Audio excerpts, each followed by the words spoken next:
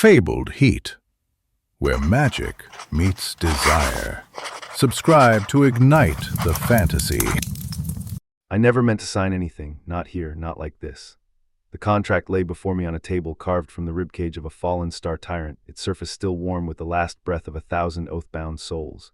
Ink pooled in the grooves like liquid midnight, shimmering with veins of silver that pulsed like heartbeat threads. It didn't look like paper, it looked like skin. And I, Ilara Ve, mortal scribe of the seventh veil, had just been handed a pen made from the spine of a dead god. "Read it," commanded Kayles, his voice velvet over broken glass.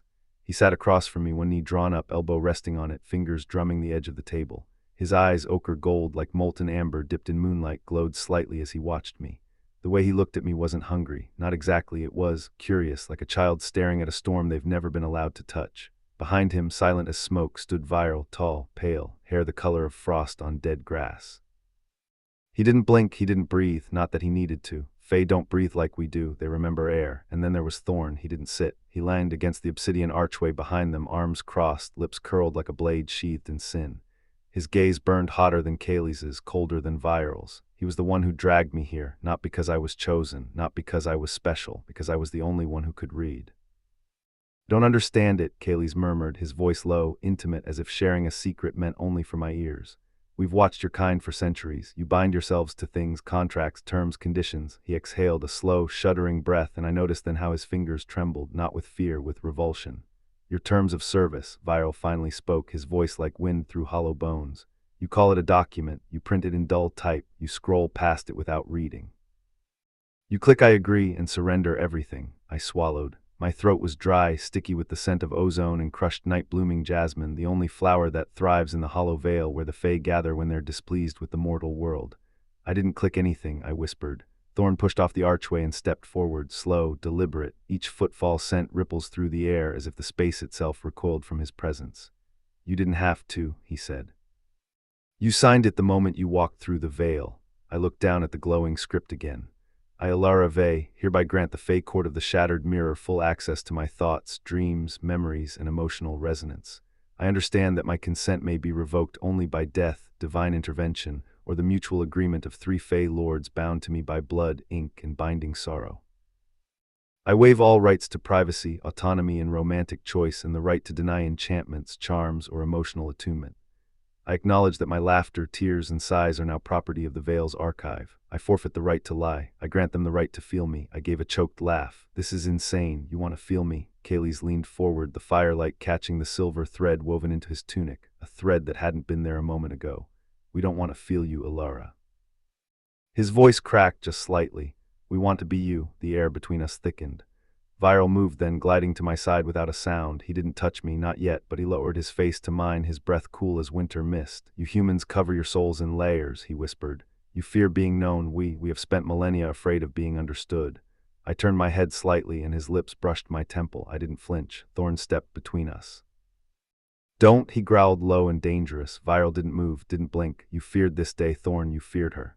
Thorn's gaze locked onto mine. His pupils were wide, black pools swallowing the amber around them. "She isn't ready. She's already signed. She signed because she didn't know what she was giving up." And yet, Kayles interrupted, voice softening, "She didn't refuse. She didn't run. She read it, all of it, even the footnotes." I hadn't noticed the footnotes. Leaned closer to the ink, there. In the tiniest script, beneath the clause about emotional attunement, note, "The sentient spirit bound to this agreement, Ilara Ve, may not be bound to a single Fae.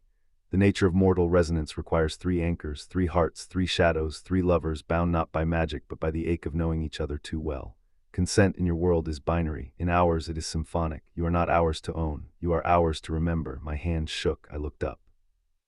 3 pairs of eyes, gold, silver, and storm gray, watched me, not with desire, not yet with awe. "As you can see," Kayles said gently, "your little ToS is horrific to us. You surrender your soul in exchange for free Wi-Fi and the right to return a purchased toaster.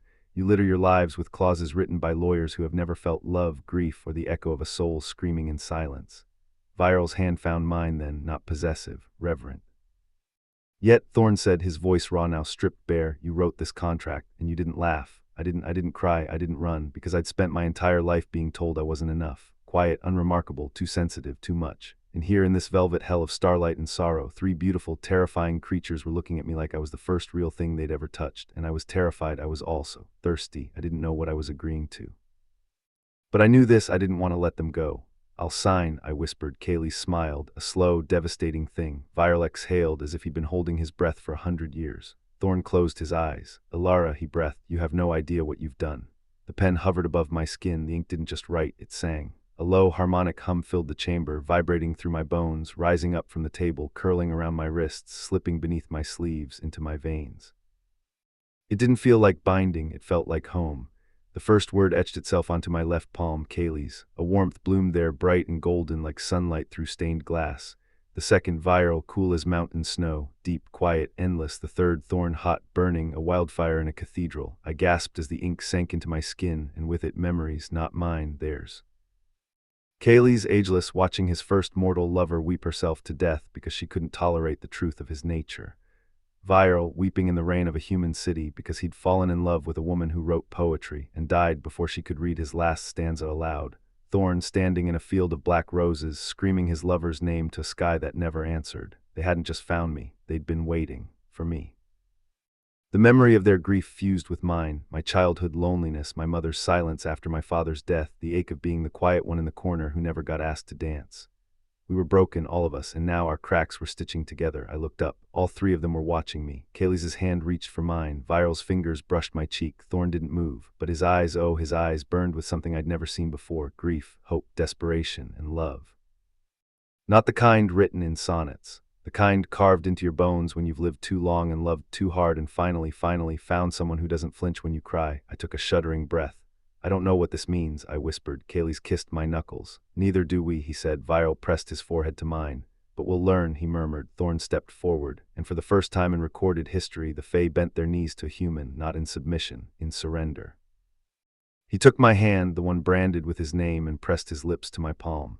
I won't let you go, he vowed, voice thick with tears he would never shed aloud. I don't want you to, I said, and then as one, the three of them, Kaylee's, Viral, Thorn, began to fall, not backward, down into me. Their bodies, beautiful and impossible, dissolved not into mist but into light, into warmth, into breath, into the quiet rhythm of my heartbeat. I felt Kaylee's in the warmth of my chest. Viral in the stillness between my thoughts, Thorn in the fire of my soul. I was no longer just Ilara Vey, I was the binding and the veil. It remembered, the chamber shuddered, the walls cracked with silver roots, outside the sky bled crimson, and from the shadows of the hollow veil 1,000 ancient Fae lords rose, their eyes wide with terror, because they saw what I had become, and they remembered the old prophecy. When the mortal signs the ToS not for power but for pain, 3 Fae shall kneel to one and the world will wake again. A voice deep, ancient, echoing from the roots of the world, whispered through me, "You are not their bride, you are their salvation." I looked down at my hands, the ink pulsed, and then from the deepest part of me a whisper answered, "I know." The door behind us burst open, and came the council, 100 Fae lords led by their queen. Her eyes were the color of dried blood. And her voice, when she spoke, cracked the stars. Ilara Vey, I didn't rise, I didn't tremble. I looked up and smiled. Yes, she drew her blade. "You have broken the first law." I didn't know there was a law. There is now. She raised the blade, and behind me the 3 souls bound to mine whispered in unison, "Try us." The blade came down, but the world didn't break. It unfolded, and from my chest 3 pairs of wings, silver, obsidian, and flame, burst open. I screamed. And for the first time in eternity, the Fae wept. To be continued in the ToS of Thorns, Book 2, when the Queen comes for her bride.